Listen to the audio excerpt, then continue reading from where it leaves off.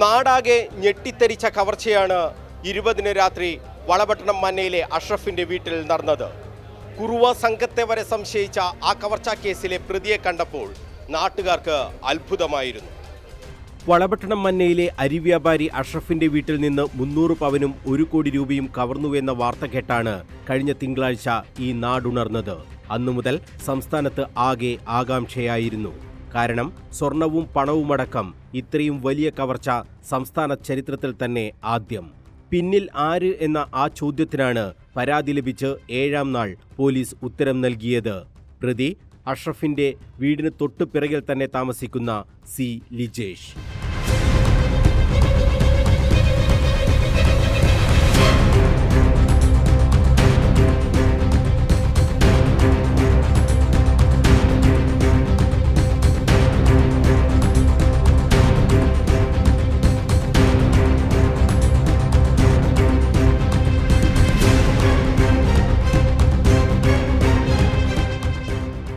അവ്യക്തമായ ഒരു CCTV ദൃശ്യത്തിൽ നിന്നാണ് പോലീസ് പ്രതിയിലേക്ക് എത്തിയത്. പ്രതിയുടെ കഷണ്ടി തല ഈ കേസ് അന്വേഷണത്തിൽ നിർണായകവുമായി.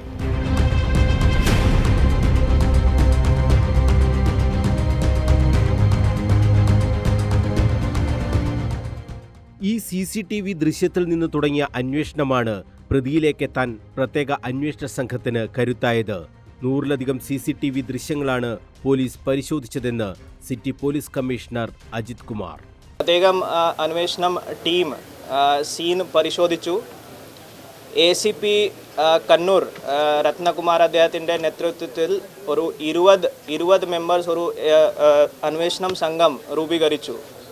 ഈ അന്വേഷണം സംഘമിൻ്റെ ഭാഗമായിട്ട് നമുക്ക് 4 IPSHO Valapattanam Shri Sumesh, IPSHO Chakrakkal Shri Azad, IPSHO Mayil Sri Sanjay, IPSHO Kannur city Sri Sanalkumar, അതുപോലെ തന്നെ നമ്മുടെ വളപട്ടണം പോലീസ് സ്റ്റേഷനിൻ്റെ SI Sri Vipin, SI Sri Unnikrishnan, SI Sri Rajeevan, Kannur crime squad, Kannur city crime squad, അതുപോലെ തന്നെ കണ്ണൂർ റൂറൽ ജില്ലയുടെ സ്ക്വാഡിൻ്റെ 4 പേർ കൂടി ഈ അന്വേഷണം ടീമിൻ്റെ ഭാഗമായിട്ട് വളരെ വിശദമായിട്ട് അന്വേഷണം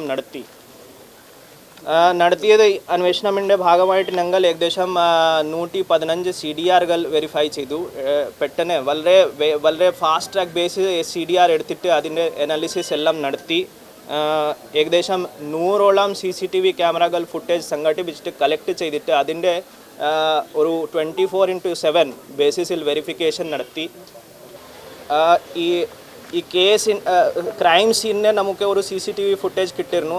ആ CCTV ഫുട്ടേജ് പ്രകാരം ഒരു ചെറിയ സംശയം ഒരു കഷണ്ടി ഉള്ള ആൾ ഒരു ഇതിലെ സംശയമായിട്ട് ഉണ്ടാവണം, ഒരു കഷണ്ടി ആൾ ഉണ്ടാവണം. അതൊരു ചെറിയ സംശയം ഉണ്ടായിരുന്നു. അതിൻ്റെ ഭാഗമായിട്ട് ആ ആംഗിൾ പ്രത്യേകമായിട്ട് വെച്ചിട്ട് ഞങ്ങൾ അന്വേഷണം ചെയ്തിട്ട് നോക്കി. 215 ആളുകളെ ചോദ്യം ചെയ്തു. നിരവധി CCTV ദൃശ്യങ്ങൾ പരിശോധിച്ചു. ഫോൺ വിളികളുമായി ബന്ധപ്പെട്ട രേഖകളും ശേഖരിച്ചു. ഡെമ്മി പ്രതിയെ വരെ അന്വേഷണ സംഘത്തിന് ഉപയോഗിച്ചിരുന്നുവെന്നും കമ്മീഷണർ. അവിടെ ഒരു ഡമ്മി ആൾ ഞങ്ങൾ സംഘടിപ്പിച്ചിട്ട് പ്ലേസ് ഓഫ് ഓക്കറൻസിലേക്ക് കൊണ്ടുപോയിട്ട് ഡെമോ നടത്തിയിട്ട് കൂടി നോക്കിയിട്ടുണ്ട്. ഫൈനലി നമുക്ക് ഈ CCTV പരിശോധനയുടെ ഭാഗമായിട്ട് ഒരു ചെറിയ ലീഡ് കിട്ടി. ഒരു ആൾ നമുക്ക് സംശയമായിട്ട് ഈ CCTV ഫുട്ടേജിൽ നമുക്ക് കണ്ടുപിടിക്കാൻ പറ്റിയിട്ടുണ്ട്. ആ സംശയം വെച്ചിട്ട് ഞങ്ങൾ ഇപ്പോഴുള്ള പ്രതിക്ക് ഈ കസ്റ്റഡിയിലെടുത്തിട്ട് ചോദ്യം ചെയ്യാൻ തുടങ്ങിയിട്ടുണ്ട്. മിനിയാനെ രാത്രി മുതൽ ഞങ്ങൾ ചോദ്യം ചെയ്യാൻ തുടങ്ങി. അദ്ദേഹത്തിൻ്റെ ഫിംഗർ പ്രിൻ്റ് എടുത്തു. ഈ ഫിംഗർ പ്രിൻറ്റിൻ്റെ ഒരു ഫാസ്റ്റ് ട്രാക്ക് ബേസിസിൽ ഇന്നലെ ഞായറാഴ്ച തന്നെ മാച്ചിങ് ചെയ്തിട്ട് നോക്കി. ഈ മാച്ചിങ് ചെയ്തപ്പോൾ നമുക്ക് കീച്ചേരി 803/2023 കേസ് ഒരു ക്രൈം നമ്പർ ഉണ്ടായിരുന്നു. ആ കേസ് ഒരു ഇതുവരെ അൺഡിറ്റക്റ്റഡ് ആയിട്ടുള്ള കേസാണ്. അതും ഒരു സെയിം മോഡേഴ്സ് ഹൗസ് ബ്രേക്കിംഗ് മോഡേഴ്സിൻ്റെ കേസാണ്. നമുക്ക് നേരത്തെ തന്നെ സംശയം ഉണ്ടായിരുന്നു. ആ കേസിൻ്റെ പ്രതി ഈ കേസിൻ്റെ പ്രതി ഒരു ചെറിയ സിമിലാരിറ്റി ആണ്, അത് സംശയം ഉണ്ടായിരുന്നു. അത് വെച്ചിട്ട് ആ കേസിൻ്റെ ഫിംഗർ പ്രിൻറ്റ് ഇതിൽ ഈ ആളുടെ ഫിംഗർ പ്രിൻ്റ് ആയിട്ട് മാച്ച് ചെയ്തിട്ട് ഞങ്ങൾ മാച്ച് ചെയ്യാൻ വേണ്ടി ശ്രമിച്ചു. അത് നമുക്ക് സക്സസ് കിട്ടി. ലെഫ്റ്റ് ഇൻഡെക്സ് ഫിംഗർ മാച്ച് ആയിട്ടുണ്ട് കീച്ചേരി കേസായിട്ട്. സോ നമ്മുടെ സംശയം അത് പിന്നെ സ്ട്രോങ് ആയി that this person it self may be involve in this case also. നമ്മുടെ പ്രസൻറ്റ് കേസും ഇയാൾ തന്നെ ഇൻവോൾവ് ആണ്. അത് വെച്ചിട്ട് ഞങ്ങൾ ഫർദർ ക്വസ്റ്റ്യനിങ് ചെയ്തു. വൈകിട്ട് ഏകദേശം നമുക്ക് 7 o'clock വരെ നമുക്ക് ഇയാൾ ഒരു അക്സെപ്റ്റ് ചെയ്തു that he has only done this theft. ഇയാൾ തന്നെയാണ് കുറ്റകൃത്യം ചെയ്തത്. ഈ കൺഫെഷനിൻ്റെ ഭാഗമായിട്ട് പിന്നെ ഞങ്ങൾ ഫർദർ പ്രൊസീജിയർ എടുത്തു. അറസ്റ്റ് രേഖപ്പെടുത്തി 27 എത്ര സെക്ഷനാണ് റിക്കവറി ഏർപ്പാടാക്കി റിക്കവറി നടക്കാൻ വേണ്ടിയിട്ട് ഞങ്ങൾ പുറത്തുള്ള റവന്യൂ വിറ്റ്നസ് ഏർപ്പാടാക്കിയിട്ട് ഏകദേശം 10 to 11 o'clock ഞങ്ങൾ ഈ റിക്കവറി ചെയ്തിട്ടുണ്ട്. റിക്കവറിൻ്റെ ഭാഗമായിട്ട് ഇയാൾ ഈ സാധനം മോഷിച്ചിട്ട് അദ്ദേഹത്തിൻ്റെ വീട്ടിൽ തന്നെ വെച്ചിരുന്നു. ഈ അദ്ദേഹത്തിൻ്റെ കട്ടിൽ പ്രത്യേകമായിട്ട് മോഡിഫൈ ചെയ്തിട്ട് പ്രത്യേകമായിട്ടൊരു ക്ലോസറ്റ് ഉണ്ടാക്കിയിട്ട് അതിൽ വളരെ നന്നായിട്ട് ഈ എല്ലാം സാധനങ്ങൾ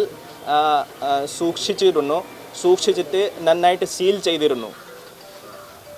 അദ്ദേഹം ഒരു വെൽഡിംഗ് തൊഴിലാളിയാണ്. സോ അദ്ദേഹത്തെ ഈ കാര്യങ്ങളെല്ലാം വളരെ കൃത്യമായിട്ട് അറിയാം. ഈ ജനൽ എങ്ങനെ എടുക്കണം, പിന്നെ ഈ വെൽഡിങ് സീലിങ്ങിൻ്റെ കാര്യം എങ്ങനെ ചെയ്യണം, വളരെ എക്സ്പേർട്ടായിട്ടുള്ള ഒരു ആളാണ്. അദ്ദേഹത്തിൻ്റെ വീട്ടിൽ നമുക്ക് നോക്കുമ്പോൾ കുറേ ടൂൾസ് അടക്കമെല്ലാം ഉണ്ട്. സോ അദ്ദേഹം ഈ സാധനമെല്ലാം ഇയാൾ നമുക്ക് കാണിച്ചിട്ട് കൊടുത്തു. ഞങ്ങൾ റിക്കവറി നടത്തി. റിക്കവറിൻ്റെ ഭാഗമായിട്ട് ഞങ്ങൾ ഒരു 1.21 crores എക്സാക്ട്ലി പറഞ്ഞാൽ 1,21,43,000 rupees ക്യാഷ് റിക്കവർ ചെയ്തിട്ടുണ്ട്. 267 pound സ്വർണ്ണാഭരണങ്ങൾ ഞങ്ങൾ റിക്കവർ ചെയ്തിട്ടുണ്ട്. അതിൽ ഗ്രാമിൽ പറഞ്ഞാൽ 2136 gram ഓഫ് ഗോൾഡ് ഞങ്ങൾ റിക്കവർ ചെയ്തിട്ടുണ്ട്.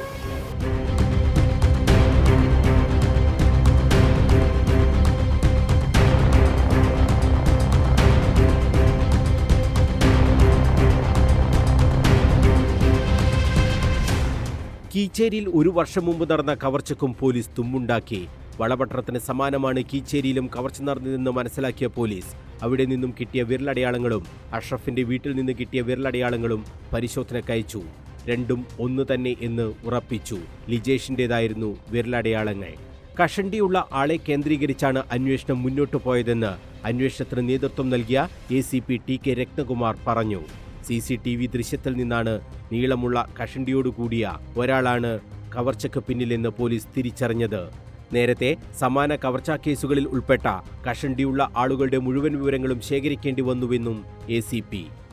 ഏകദേശം ഒരു രൂപം കിട്ടിയപ്പോൾ ആ രൂപത്തിലുള്ള ഒരുപാട് പേരെ നമ്മളിപ്പോൾ ഇത് പറഞ്ഞ പോലെ ഈ ഒരു മുൻഭാഗം കഷണ്ടിയുള്ള ഒരാളാണെന്ന് മനസ്സിലായപ്പോൾ ഈ ഏരിയയിൽ ഈ വളപട്ടണത്തിന് ചുറ്റുപാടുള്ള അത്തരം രൂപസാദൃശ്യമുള്ള മുഴുവൻ ആളുകളെയും നമ്മൾ വെരിഫൈ ചെയ്തു.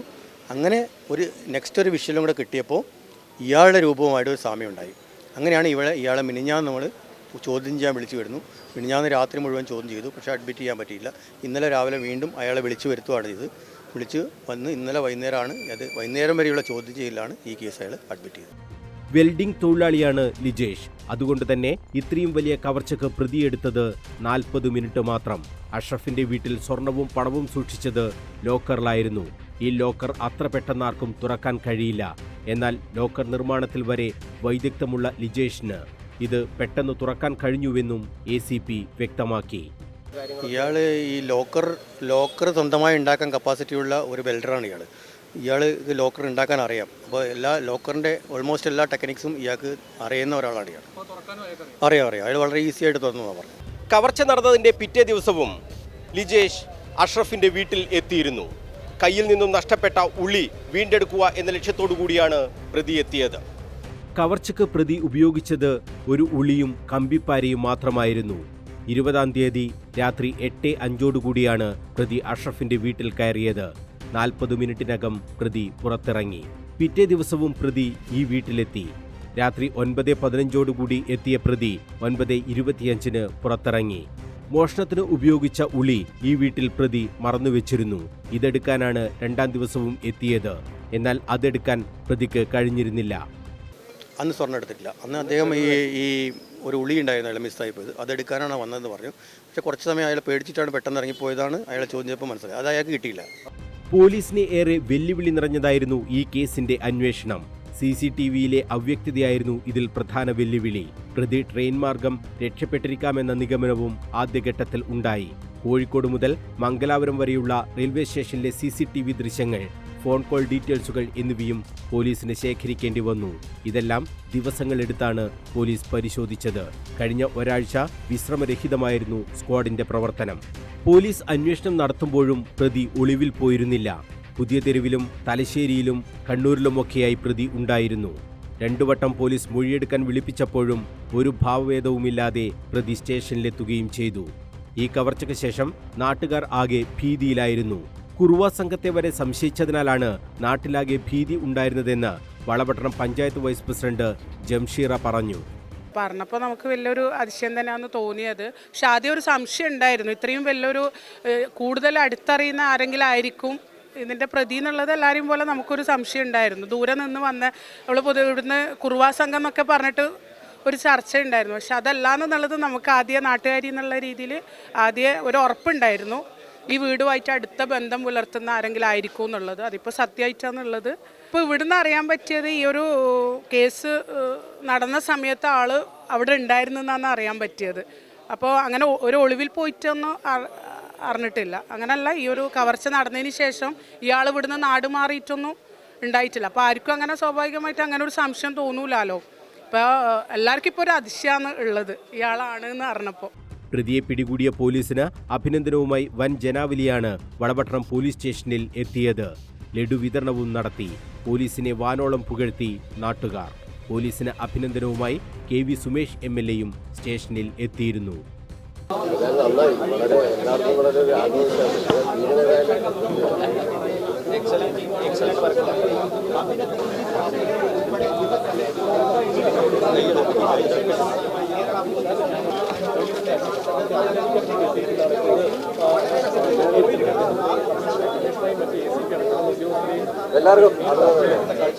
സാധാരണ നമ്മൾ ഒരിക്കലും കരുതുന്നില്ല ഇതൊരു അന്തർ സംസ്ഥാന കളവ് എങ്ങനെയൊക്കെയാണ് നമ്മളെല്ലാം കരുതിയത്. കാരണം അങ്ങനെ ഒരു ഏജൻസി അല്ലെങ്കിൽ സംവിധാനം ഇതിന് പിന്നിലുണ്ടാവുന്നത്.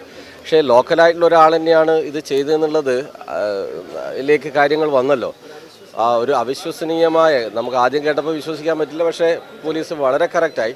അതാണ് ഞാൻ പറഞ്ഞത്, പോലീസ് നടത്തിയ പരിശ്രമം, അവരുടെ ഇടപെടൽ അത് ഏറെ പ്രശംസനീയമാണ്, മാതൃകാപരമാണ്. അത് വലിയ ആത്മവിശ്വാസമാണ്. കാരണം ആളുകളൊക്കെ നമ്മളോടൊക്കെ ജനപ്രതിനിധികളോടൊക്കെ ചോദിച്ചുകൊണ്ടിരുന്നത് ഇതുപോലുള്ള സ്ഥലത്തൊക്കെ പുറത്തുനിന്ന് ആളുകൾ വന്ന് കളവ് നടത്തുന്നുണ്ടെങ്കിൽ ഉണ്ടാകുന്ന ഒരു ബുദ്ധിമുട്ടിനെ സംബന്ധിച്ച് കുടുംബങ്ങളൊക്കെ വലിയ ആശങ്കയുണ്ടായിരുന്നു.